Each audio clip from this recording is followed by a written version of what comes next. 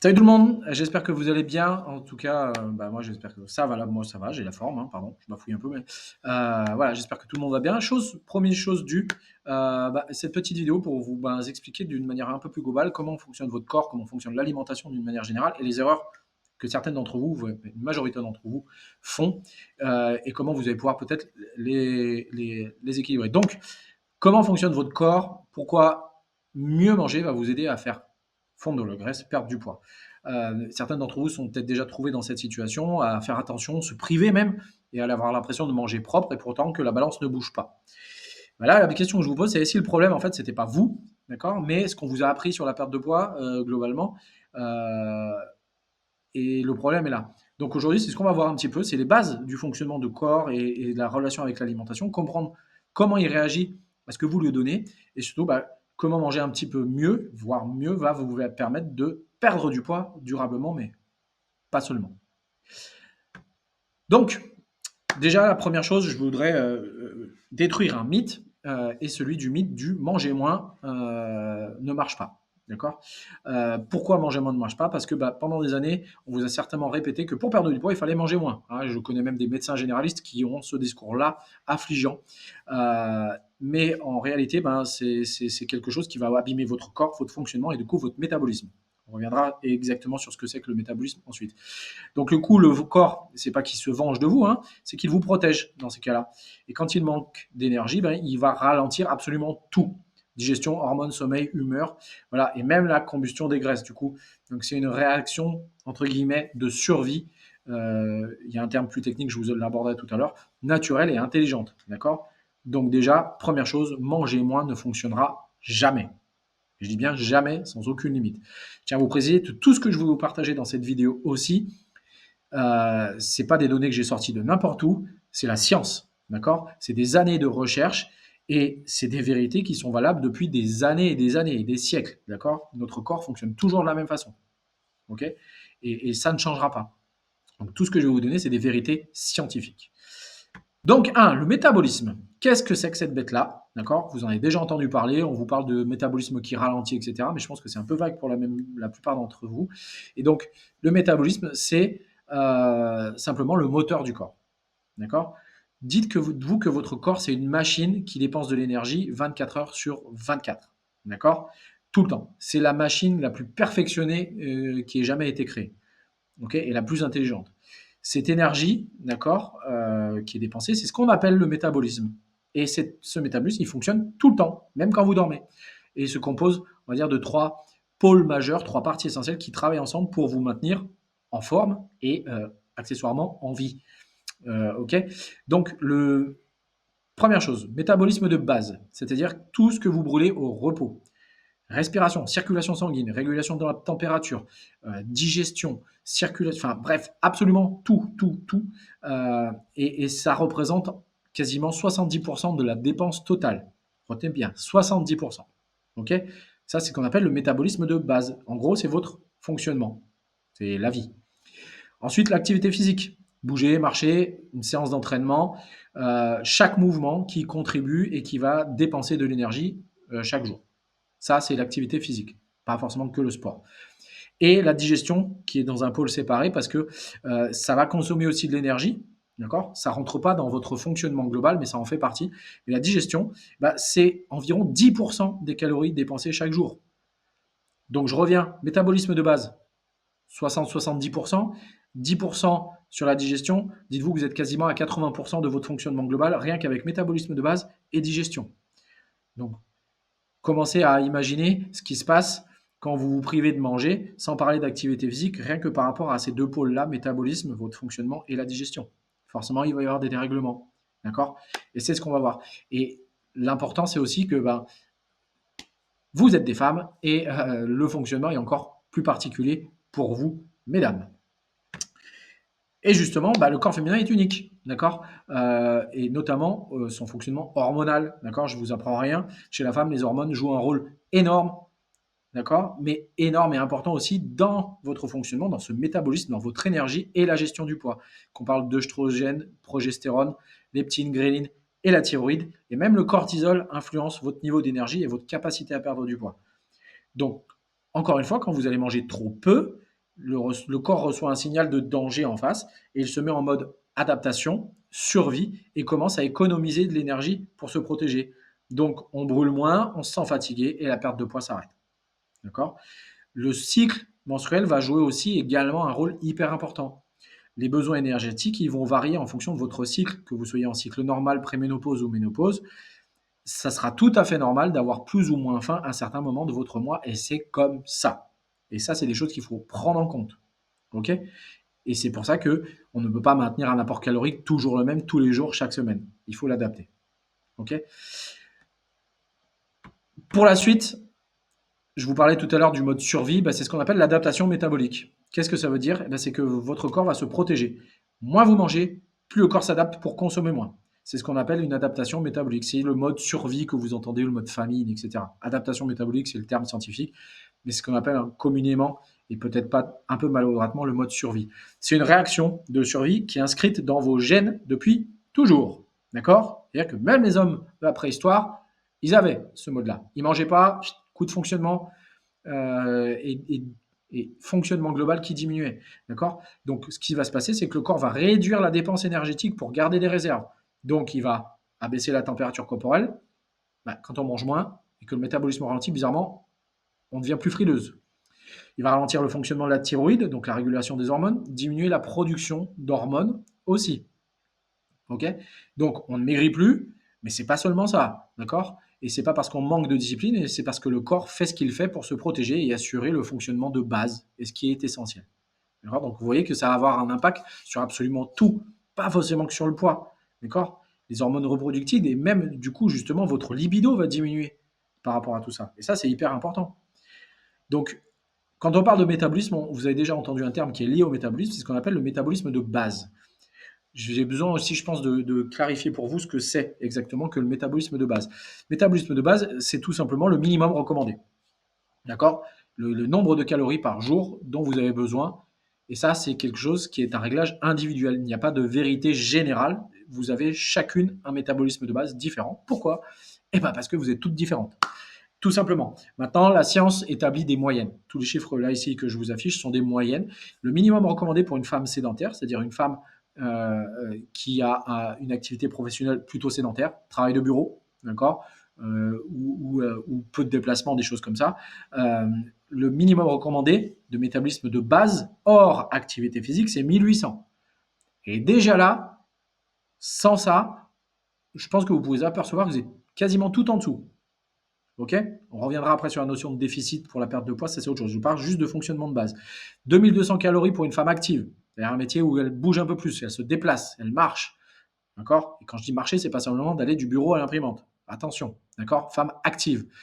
2500 pour les femmes très actives, c'est-à-dire qu'il y a un entraînement très régulier et qu'elles ont un métier actif, c'est-à-dire des travaux physiques, des métiers, des professions physiques ou des athlètes. D'accord? Et là, ça reste un peu plus rare. Ok? Mais c'est l'énergie dont votre corps a besoin pour fonctionner, respirer, digérer, réguler les hormones, se concentrer, bouger. Le descendre trop bas, c'est comme rouler sans essence. Au bout d'un moment, tu vas continuer d'avancer, mais au bout d'un moment, ça s'arrête et c'est pas de sèche. D'accord? Manger assez, ce n'est pas manger trop, c'est juste nourrir et apporter au moteur ce qu'il lui faut. C'est lui donner les ressources nécessaires pour fonctionner de manière optimale et brûler des graisses efficacement. D'accord? Et je reviendrai, je vous dirai tout à l'heure sur la notion de déficit. Mais c'est ce qu'il faut vraiment que vous reteniez, c'est que ce fonctionnement, c'est des chiffres qui ont été calculés sur une moyenne, et vous êtes toutes différentes, mais c'est ce qu'il vous faut pour fonctionner correctement. Donc vous vous rendez compte encore une fois là que quand on va être en dessous, il va forcément y avoir des problèmes. Et pas forcément que sur la perte de poids.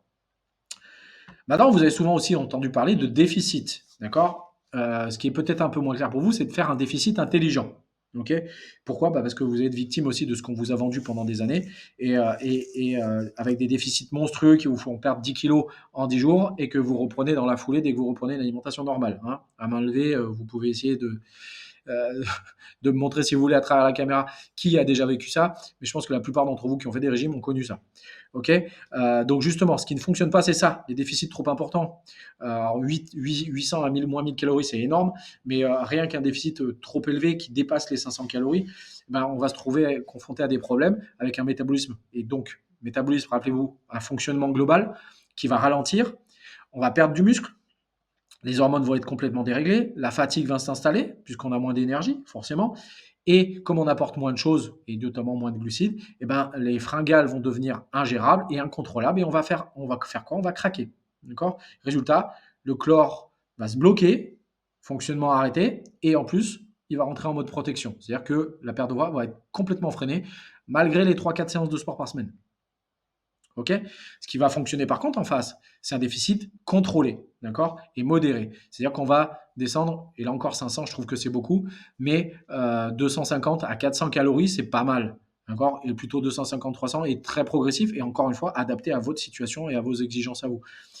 Pourquoi? Bah parce que avec un déficit, bah, le métabolisme il va rester actif, on va préserver le muscle, les hormones vont rester équilibrées, on va garder de l'énergie puisqu'on va apporter, et du coup, bah, on a une perte qui est progressive et durable tout simplement. On n'a pas de choc, on n'a pas de privation. Le corps n'est pas complètement privé et déplété, mais on maintient le minimum. Et du coup, le corps va coopérer et libérer progressivement bah, ce qu'on veut libérer, à savoir la masse grasse.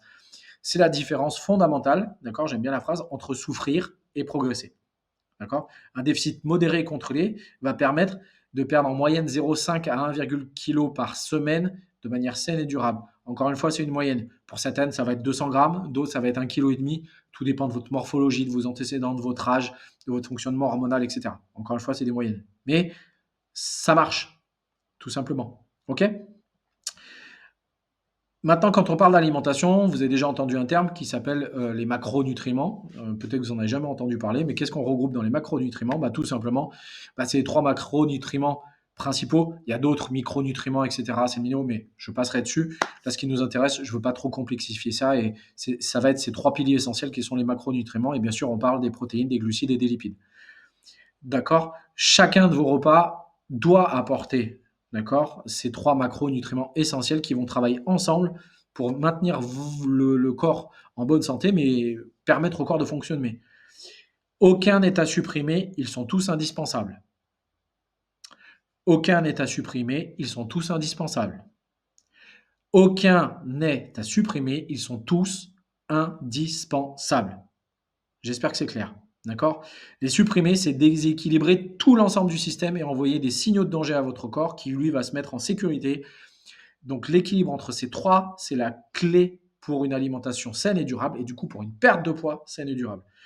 D'accord? Les trois macronutriments, protéines, d'accord? Le muscle, la satiété, le métabolisme, le fonctionnement hormonal, c'est les briques, d'accord, qui vont faire que tout va bien se passer dans votre corps. C'est des ponts. Les glucides pour l'énergie, pour le fonctionnement du cerveau, c'est le carburant de votre quotidien. Et les lipides pour la régulation hormonale, la santé de vos cellules, okay, essentiel équilibre, et les cellules de la peau d'ailleurs aussi, donc ils sont fondamentaux. Il n'y en a pas un seul d'entre eux à supprimer. On va les voir et les passer un petit peu plus en détail en revue, mais des choses que vous commencez à connaître un petit peu plus maintenant aussi. Les glucides, c'est votre carburant. Ce n'est pas un ennemi, ce n'est pas le diable et il ne faut pas les supprimer. D'accord? Arrêtez avec ça. D'accord? Ils ne sont pas méchants, ça ne vous fera pas grossir. Ok? Les facteurs qui vous font prendre du poids, ça n'a rien à voir avec les glucides, les lipides ou les protéines. Ok? Si vous avez une alimentation équilibrée, ce n'est pas eux le danger. D'accord? C'est le reste. C'est votre source d'énergie principale. C'est celle qui va alimenter votre cerveau. D'accord? Si vous vous privez de glucides, d'accord, vous allez vous sentir fatigué. Et quand vous êtes fatigué, vous ennuyez, qu'est-ce que vous faites? Bah, vous craquez. Et qu'est-ce que vous faites? Vous bouffez des sucres. D'accord? Donc ça va alimenter le cerveau, mais aussi les muscles et toutes vos cellules. Ça va c'est un dérèglement énorme de se supprimer les glucides. Et c'est pour ça que c'est absolument une connerie monumentale, ces régimes qui suppriment les glucides. D'accord? Parce que ça dérègle absolument tout, et notamment chez vous les femmes, au niveau de la thyroïde et du cycle menstruel, sans parler des fringales incontrôlables. D'accord? Donc dans les sources de glucides complexes à privilégier, riz complet, quinoa, sarrasin, et je mettrai le riz blanc aussi parce que c'est pas mal. L'avoine et le flocon et les céréales complètes, là aussi, tout ça, ça va dépendre aussi bien sûr de votre tolérance et de la manière dont vous les assimilez. Si vous avez un petit peu de mal, il faut quand même les limiter. Parce qu'encore une fois, vous êtes toutes différentes. Pain complet, pain aux céréales. À partir du moment où c'est du pain artisanal, il n'y a pas de problème, vous pouvez y aller. Patates douces, pommes de terre, les deux meilleures, d'accord. Et les légumineuses, qui sont à la fois une source de glucides et on le verra, on les retrouvera de l'autre côté dans les protéines. Et bien sûr, après, des glucides que vous allez trouver dans les sucres, dans les fruits, dans les glucides naturels. Par exemple, hein, bananes, pommes, poires, qui sont riches en fibres, les baies qui vont en plus emmener des antioxydants, ou alors tout ce qui est agrumes pour la vitamine C. D'accord. Les glucides complexes, c'est ce qui va vous amener une énergie stable et durable, vraiment à long terme, plutôt que le shot de glucides rapide comme il y a dans les fruits. Pourquoi? Parce qu'ils vont libérer le sucre progressivement dans votre sang en évitant les pics et les chutes, hein. Je pense qu'après un gros petit déj bien sucré, le pic de glycémie derrière est suivi tout le temps et systématiquement d'une chute d'énergie. C'est fondamental. D'accord. C'est comme ça que votre corps fonctionne. Ensuite, nos amis, les protéines. D'accord. Allié numéro 1. Elles sont hyper importantes pour le fonctionnement de base, votre métabolisme et votre niveau de forme et la masse musculaire. Elles vont vous aider à préserver le muscle et à brûler plus de calories, même au repos. Pourquoi? Parce que plus de muscles, c'est un métabolisme qui s'accélère et c'est une combustion des graisses qui est facilitée. C'est le nutriment le plus rassasiant parce qu'il demande le plus d'énergie pour être digéré. D'accord. Et forcément, si vous mangez beaucoup de protéines, vous allez consommer plus d'énergie pendant votre digestion. Rappelez 10% de votre métabolisme. D'accord. Et qui une dépense d'énergie plus importante, dit une perte de calories plus importante et donc forcément de gras. Ok. Des sources simples et accessibles, bien sûr, les œufs et pas que le blanc, d'accord, les œufs en entier. Très bonne source de lipides également. Poissons, fruits de mer, volailles, tofu tempeh si vous aimez les légumineuses, elles sont là. Yaourt grec, fromage blanc, skyr, qui sont de très bonnes options. Objectif 1,5 à 2 grammes de protéines par kilo de poids de corps par jour. Pour donner un ordre d'idée, je suis à peu près à 2 grammes, voire un peu plus, avec mes objectifs en tant qu'homme. Pour les femmes, je recommande vraiment 1,5 à 1,8 maxi, 1,7. C'est déjà très très bien, même 1,5, sachant que vous êtes toutes globalement à peu près en dessous de 100 grammes de protéines par jour, ce qui est largement insuffisant, encore en moyenne. Mais c'est ce qu'il faut viser. Vous pouvez faire le calcul, multiplier par 1,5 votre poids actuel, et vous aurez un ordre d'idée de ce qu'il vous faut. D'accord. Et vous pouvez faire un calcul entre votre poids actuel et une moyenne entre votre poids actuel et votre poids cible aussi. Ça peut fonctionner. Le troisième, les lipides. D'accord. Fondamental dans le fonctionnement hormonal. D'accord. Ça va réguler votre hormone, toute la gestion hormonale de votre corps, quelles que soient les hormones. Donc, du coup, ça va avoir un impact aussi sur votre humeur, sur la satiété, même sur la qualité de la peau. Enfin bref, c'est indispensable à l'absorption en plus de vitamines, hyper importantes aussi pour le fonctionnement de notre organisme et le fonctionnement hormonal et tout ce qui va être régulé, les vitamines A, D, E et K. Et ça, on va les trouver principalement dans l'avocat, par exemple, les huiles végétales, hein, olives, colza, les oléagineux, amandes, noix, noisettes, bien sûr, toujours en quantité limitée. Vous allez avoir une répartition juste après. Des graines de chia, courges, poissons gras, saumon, maquereau, sardines, très bien aussi. D'accord. Ce qu'il va falloir éviter, bien sûr, c'est tout ce qui va être graisse transformée, graisse industrielle, hein. Mais il faut leur faire une place aux bons lipides, 25 à 30% de l'apport total. Et quand on parle d'apport total, vous allez voir, je vais vous donner une ordre de répartition. Celles qui utilisent des applications comme Yazio ou MyFitnessPal, vous savez un petit peu de quoi on parle quand on parle de ces pourcentages-là. Et c'est ce qu'on va voir maintenant. La répartition idéale et équilibrée des macronutriments dans le corps. Encore une fois, là, s'il s'agit d'une moyenne et de chiffres qui sont tirés d'études scientifiques, ça va être celle-ci. D'accord. 30 à 35% de protéines, 40 à 45% de glucides. Donc, vous voyez à quel point c'est une connerie d'en supprimer. Et 25 à 30% de lipides. Imaginez comme la plupart d'entre vous, vous essayez de diminuer les glucides sans être à zéro, parce qu'à à zéro, vous vous rendrez compte à quel point la connerie c'est monumental, mais simplement de moitié. Et vous vous rendez compte qu'on se retrouve avec quelque chose de complètement déséquilibré, et du coup, ça ne peut pas marcher. D'accord. Là, il s'agit d'une moyenne. Quand on parle d'un objectif de perte de poids, rappelez-vous qu'on parle d'un certain déficit, et effectivement, là où on va cuter peut-être un petit peu, ça va être sur les glucides et les lipides. Et encore, les lipides, on évite. Vraiment. D'accord. Mais c'est plutôt là-dessus qu'on va cuter. Mais quand je dis qu'on va cuter et qu'on va réduire un petit peu les glucides, ce qu'on enlève, il faut le rajouter ailleurs. C'est-à-dire que si je descends à 35% de glucides, à 30% parce que je suis à 40, euh, les 10% restants, il faut les mettre ailleurs. C'est-à-dire que si je descends de 10% ici, il faut que je mette plus 5 et plus 5 ici. ou plus 10 ici. D'accord? Ça, c'est hyper important à comprendre. On ne supprime pas sans rééquilibrer derrière. Pourquoi? Pas parce que votre corps a besoin de cet apport calorique total. Vous ne pouvez pas retirer quelque chose sans compenser quelque part. Ça, c'est vraiment, vraiment hyper important. Euh, c'est euh, c'est pas une règle stricte, d'accord? Mais c'est une base à adapter en fonction de votre ressenti, de votre envie, de votre énergie, du cycle menstruel. Rappelez-vous, la faim, hein, il y a des moments du mois où vous allez avoir plus faim que d'autres. Et là, vous allez pouvoir jouer là-dessus, sur la satiété. Et, euh, et ce qui va être fondamental, ça va être à l'écoute, d'accord? C'est votre corps qui va vous dire et s'exprimer ses besoins. D'accord? Si vous vous sentez fatigué, eh ben, essayez d'analyser un petit peu si vous n'avez pas trop diminué les glucides récemment. D'accord? Si vous avez un peu plus faim, allez chercher des choses où il y a un peu plus de satiété, un peu plus de volume avec des légumes et plus de protéines. Et réduisez les glucides, tout simplement. OK? Ce qui va être important, c'est pas d'être parfaite là-dessus. Ça va être la régularité. D'accord? Votre corps, il aime la stabilité, il aime la régularité, la force des habitudes. Et tout simplement, prenez le cas de très mauvaises habitudes et à quel point c'est dur de les perdre. C'est exactement le même fonctionnement pour les bonnes habitudes. Plus vous allez être régulière dans les bonnes habitudes, dans les bons repas, les bons équilibres, dans les horaires des repas, plus le métabolisme il va s'activer et les hormones de la faim vont rester équilibrées. D'accord? Donc, ça veut dire qu'on a un petit déjeuner complet, un déjeuner équilibré complet. Si on en ressent le besoin, une collation, un dîner qui peut être parfois plus léger et bien sûr l'hydratation. D'accord? Et la composition de ces repas, comme c'est de ces collations, c'est quoi? Protéines, glucides, lipides au petit déjeuner. Protéines, glucides, lipides au déjeuner. Protéines, glucides, lipides pour les collations. Protéines, glucides, lipides pour le dîner. D'accord? On peut diminuer légèrement les glucides le soir si on le sent, mais légèrement. On ne les coupe pas complètement. D'accord? On ne saute pas un repas, première chose, et on n'attend pas d'avoir faim. D'accord? N'attendez pas le trou dans l'estomac, là, horrible. On mange. En fait, la faim n'est pas une sensation normale. D'accord? Vous ne devriez jamais avoir faim. Ok? Ça, c'est une notion fondamentale. On ne doit jamais avoir faim. Vous devez apporter régulièrement. Et c'est tout. Donc, anticipez vos repas, préparez à l'avance si c'est possible et si c'est nécessaire. Pourquoi? Parce que la régularité, c'est votre meilleur allié. Je reviens à ce que je disais tout à l'heure, la force des habitudes.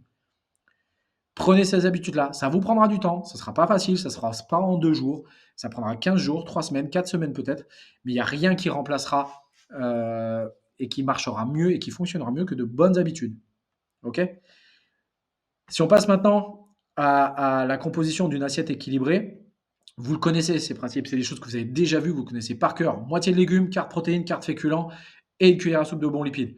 On n'enlève rien là-dedans. On ajuste, rappelez-vous ce cercle, et on ajuste les ratios en fonction de vos envies, de vos besoins, en fonction aussi de son entraînement. C'est ce qu'on appelle le carb cycling, mais ça, je vous en parlerai dans une autre ressource, et c'est des choses qu'on va mettre en place, d'accord? Mais globalement, c'est un modèle que vous pouvez vous adapter et respecter tout le temps. C'est flexible, ça s'adapte à tous les repas. Vous l'ajustez selon votre faim, votre niveau d'activité, le cycle menstruel. L'important, ça va être de respecter les proportions globalement sur cette journée. Et je dis bien sur une journée. OK? Sur chacun de ces repas. Donc c'est ce qui va être vraiment hyper important. C'est simple. C'est simple. Vous prenez votre assiette, vous coupez et c'est réglé en fait. Et c'est juste visuel. Vous n'avez même pas besoin de peser. Si vous respectez ça, un gros volume de légumes, la moitié de l'assiette, le quart de protéines, le quart de féculents, mes bons lipides, et c'est réglé. D'accord? Ça, c'est vraiment important. Et c'est simple. C'est ce qui va vous aider. Bien sûr que peser, ça va vous amener de la précision. D'accord? On va spécialiser un petit peu plus et c'est ce qui va aussi booster vos résultats. Mais au départ, si vous ne vous rajoutez pas du stress à peser tous les jours les aliments parce que c'est contraignant, mais rien que respecter ces principes de base-là, et je suis sûr que même ces principes de base-là, il y en a beaucoup d'entre vous qui ne les suivent pas, qui ont vite tendance à cuter un des quarts et notamment celui des féculents, voire des protéines. OK? Et je fais une petite parenthèse là-dessus d'ailleurs, parce que je pense que parmi vous, il y a des championnes des salades monstrueuses, hein. Ah, je mets une grosse assiette de salade, il y a plein de salades vertes. Je mets plein de trucs dedans, hein. Je mets quelques tomates, un petit peu d'œuf, et je mets tout ce qui passe un petit peu. Très léger en protéines, très léger du coup en féculents aussi. Par contre, on se fait une bonne petite sauce César ou une bonne petite sauce vinaigrette, etc., qui va être une bombe de calories derrière. Et du coup, vous enregistrez votre repas avec 350 calories, mais pas les bonnes. Ok. Donc respectez cette construction-là, même dans votre salade géante. Ok. C'est hyper important. Et d'ailleurs, ce qu'on va aborder ensuite, bah, c'est un petit peu les erreurs que vous pouvez faire et qui vont bloquer votre progression et vos résultats. D'accord. C'est les pièges dans lesquels vous tombez tout le temps, toutes, et reconnaître certaines de ces erreurs et mettre le doigt dessus, bah, c'est le meilleur moyen de les éviter. Première erreur, manger trop peu, trop longtemps. D'accord. Vous l'avez compris maintenant, votre métabolisme. Le métabolisme, c'est votre fonctionnement s'adapte et ralentit. Le corps entre en mode économie d'énergie, adaptation métabolique, entre guillemets, survie, et du coup, ça marche plus. Deuxième erreur, supprimer les glucides. Supprimer les glucides, dérèglement hormonal, fatigue, fringale, craquage. Donc les glucides ne sont pas vos ennemis, ils vont vous empêcher tout le reste. Ça, c'est hyper important. Autre erreur, se fier uniquement à la balance. D'accord. C'est un indicateur, mais c'est pas le seul. Le poids, il va, désolé de vous l'apprendre, mesdames, fluctuer aussi avec l'eau, mais bien sûr aussi avec vos hormones, votre transit. Donc, et tout ça, vous n'avez pas la main dessus. D'accord. L'hydratation, bien sûr que si, mais votre dérèglement hormonal, désolé, vous n'y échappez pas tous les mois. Donc, ce qui va être important, c'est aussi de se focaliser sur votre niveau d'énergie, comment vous vous sentez, est-ce que vous êtes capable de faire plus de choses, est-ce que vous vous sentez moins essoufflé, est-ce que vous vous sentez plus forte, d'exercices qui étaient difficiles avant sont plus faciles, vos mensurations globalement, est-ce que vous ne vous sentez pas moins serré dans vos vêtements. Ça, c'est des repères qui sont tout aussi importants, et il n'y en a pas un qui est moins important. C'est-à-dire que le poids n'arrive pas en numéro un. Ils sont tous au même niveau. C'est tout autant de repères, indicateurs que vous êtes dans la bonne direction. Et ça, c'est important. Quatrième erreur, culpabiliser après un écart et se priver, sauter des repas. J'aurais pu mettre derrière. D'accord. Et ça, c'est fondamental aussi. Un repas plaisir ne va pas ruiner vos efforts. La culpabilité, tout ce que ça va faire, ça va générer du stress. Et le stress, bah, ça va avoir comme conséquence certaines réactions hormonales, et notamment, bonjour le cortisol, qui est une jolie hormone qui va vous permettre de faciliter le stockage des graisses. Donc, stress égale blocage de la perte de poids. D'accord. On ne culpabilise pas après un écart, on ne saute pas de repas pour créer un trop gros déséquilibre, mais on balance. D'accord. Et de toute façon, ne cherchez pas la perfection, cherchez l'équilibre permanent. C'est-à-dire que vous allez être tout le temps sur ce balancier et en permanence, et c'est ce qu'il faut faire parce que l'équilibre complet, c'est un mythe. Ça n'existe pas. D'accord. Personne n'est parfait et ne visez pas la perfection, visez la régularité. Tout simplement. C'est ce que je vous disais tout à l'heure. De la même façon que la cinquième erreur, changer de méthode chaque semaine, ça ne fonctionnera pas. Le corps, il a besoin de temps pour s'adapter. Si vous passez d'un régime hyperprotéiné pour une semaine à un truc vegan la semaine d'après, ou alors à cuter les glucides sur la semaine suivante, ou à une alimentation uniquement de fast-food et de malbouffe pendant une semaine, le corps, il va plus rien comprendre et il n'y a rien qui va se passer. D'accord. La force des habitudes, je vous le redis, d'accord, ça va être là. Votre corps, il a besoin de temps pour s'adapter. Donc, prenez des bonnes habitudes, équilibrez votre alimentation, balancez en permanence, et ça pendant au moins 3 à 4 semaines. Et après, on jugera les résultats. D'accord. Ne changez pas du jour au lendemain. C'est exactement la même chose dans les entraînements. D'accord. Dans les programmes d'entraînement de fondation au départ, vous faites la même chose pendant 4 semaines avant de changer. Ok. Rappelez-vous, ça fonctionne pareil, la force des habitudes. Et ensuite, confondre discipline et punition. D'accord. Manger sainement, c'est ne pas se priver. Ce n'est pas refuser tout plaisir alimentaire. Non, c'est nourrir son corps avec respect, bienveillance, et j'aurais pu rajouter avec plaisir derrière. C'est fondamental. D'accord. On respecte les principes de base du fonctionnement de son corps. Ok. On est bienveillante. D'accord. Parce que votre corps a ces besoins-là. Et surtout, on n'oublie pas de se faire plaisir. Et ça, c'est important. Donc, on arrive bientôt au bout de cette vidéo. D'accord. Et ce qu'il faut que vous reteniez, c'est que votre corps ne vous freine pas, il vous protège. Ce n'est pas un ennemi. Il vous protège, il s'adapte à absolument tout ce que vous allez lui faire faire et tout ce que vous n'allez pas faire non plus. et il attend simplement que vous lui fassiez confiance de nouveau. Alors, mangez mieux, pas moins. Observez votre niveau d'énergie, la qualité de votre sommeil, votre digestion, et vous allez voir que quand le corps se sent en sécurité, la perte de poids devient naturelle et simple et facile. D'accord? Faites-vous confiance et faites-lui confiance. Et faites confiance au fonctionnement ancestral de votre corps. Parce que votre corps, depuis la préhistoire, il a toujours fonctionné de la même façon. On n'a pas changé. OK? Donc ça, c'est vraiment fondamental. Et si vous voulez réussir votre perte de poids, ça passe aussi par le fait de vous réconcilier non seulement avec l'alimentation, mais d'abord avec vous-même. OK? Donc maintenant, c'est à vous de jouer. OK? Essayez d'appliquer, vous, qui êtes dans ce cercle-là, avancé N2 Elite, d'appliquer ces principes pendant 2 semaines et regardez un petit peu comment vous allez vous sentir, comment vous allez justement évoluer, noter les signaux, les petits changements, l'énergie, le sommeil, la digestion, votre humeur aussi. Et dites-moi un peu comment vous vous sentez dans le groupe WhatsApp. Et n'oubliez pas qu'on est là, on avance ensemble, étape par étape. Cette vidéo touche à sa fin. Je vous dis merci et n'hésitez pas à réagir et à me dire ce que vous en pensez. Salut, salut!